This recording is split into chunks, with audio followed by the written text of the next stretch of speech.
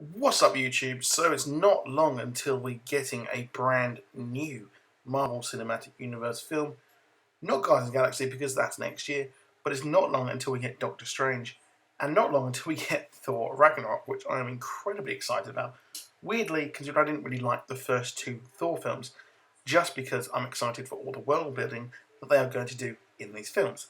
Now, there's been some very big leaks that have just happened in the last day or two announcing on Reddit just what is going on in these films. So these are major, major spoilers. They may not be true, so take it with a very, very heavy pinch of salt. However, if you don't want to know, please do come back after you've seen the film, or I'm not sure why you would come back after that, but whatever, who cares? Let's jump in.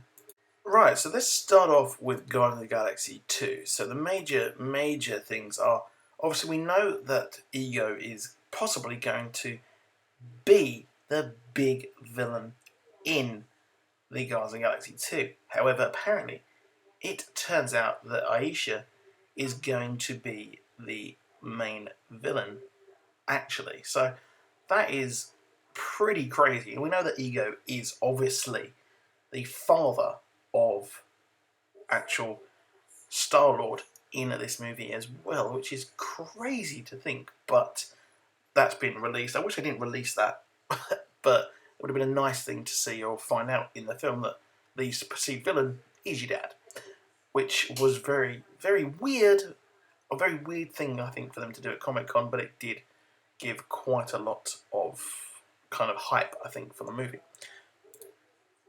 So Sylvester Stallone is going to be in the film as well, but it's been kind of not said who he's going to be, but it does appear he will be one of the ancients in the film who actually hire the Guardians of the Galaxy, or the Guardians, to take out Ego, the living planet, which is going to be a very cool thing to see. And I'm surprised that Sylvester Stallone isn't paying a kind of like a complete badass action guy like he usually does, which is a good thing, I would say, because really it's good to see him act in a different role, and he's actually a very good actor. The Nova Corps who were in the first film are going to play a very bigger role this time as well. I'm not sure if John C. Reilly is coming back or if Peter Serafinowicz is going to come back as well, but I really, really hope they do because they were one of the highlights for me. Might be biased because I'm a huge fan of both of them, but I'm not sure if they will be back. I think maybe they're going to be a more serious route this time for the Nova Corps. But if you're a fan of Peter Serafinowicz, I do recommend checking out the Peter Serafinowicz show. You can get it on DVD, and you know what? You can get it for download somewhere because I don't think you can get it in America or elsewhere. This film will also lead directly into Avengers Infinity War as well, which there's no actual Infinity Stones going to be in this film. They will be referenced, however, there won't be any picked up or whatever. But yeah, it's going to lead directly into it, which I think they'll probably reveal the big threat. And what I think is going to happen in each of these movies leading up to Infinity War, they will actually reveal the threat in each one of these, which is going to be completely badass. Because we've waited years to see this actually come to fruition.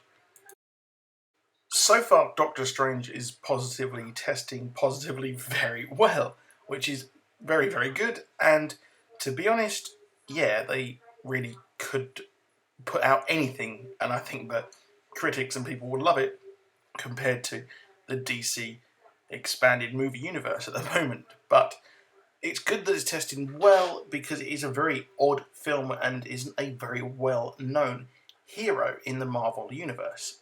Well, at least to the wider general film going public.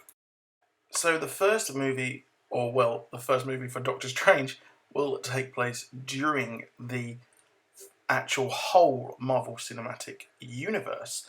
So it will span from right from when Tony Stark comes back from Afghanistan right up until the current one and the last things that happened in Civil War, which is really, really cool actually, because it makes you wonder why didn't Doctor Strange get involved in any of this? Well, the answer is because he was actually training, which is so, so cool. It's going to be cool seeing all these events take place in the background. We know that Mads Mikkelsen's Caecilius will be the main villain in the movie. However, we know now that he is aligned to Dormammu, who is a major Doctor Strange villain, and Demon, who is just ridiculously powerful. So it's going to be cool seeing that, and I think that in the sequel we'll see more of Dormammu, and possibly he will feature more after Infinity War as well. We have clarification as to why Tilda Swinton, who was tasked to play with the Ancient One, well, the reason is that this Asian character was due to the fact of the Chinese box office. Now, the Chinese box office is incredibly powerful for Western franchises, and if they are allowed to be shown in China, and they do well, it really can be the difference between $1 million or $1 billion, to be honest, at the Chinese box office. Just to give you a little actual anecdote, is that Pacific Rim didn't do very well in America, but in China it did so well that Chinese companies are funding Pacific Rim 2. So just let that sink in. So the fact that this is a Tibetan set part of the movie, well, yeah, that won't go down too well there, and that's why Marvel Studios have kind of gone this route. So we know that in Thor Ragnarok there will be elements of Planet Hulk. Until now we didn't know how deep they will go, and considering that post-Civil War, Hulk, Bruce Banner, whatever you want to call him, was sent to a planet by the Illuminati, which is Professor X. You got Black Bolt there as well, involved in that, and they sent him to space, and he landed on this planet. Now, what's happening here in Thor Ragnarok is that Loki will actually send him to the gladiatorial planet, and as we know, he comes there and he takes over. So the Time Gem or Time Stone will be featured in Doctor Strange. The Soul Gem will be needed to take on Hela and the forces of her army in Thor Ragnarok. So they're really, really building up towards the Infinity Gauntlet and all the stones being used together, because what's going to happen in this movie is that Loki will tell Thanos exactly where all these Infinity Stones are. And of course we know that he has the gauntlet as well. So, yeah, that's going to be absolutely badass. And we also have the Warriors 3 in the movie as well. And Doctor Strange will also feature in Thor Ragnarok. So, I hope you enjoyed the video. Please do drop a like, please do subscribe, and if you really enjoyed the video, share it with your friends. I'll see you soon. Goodbye.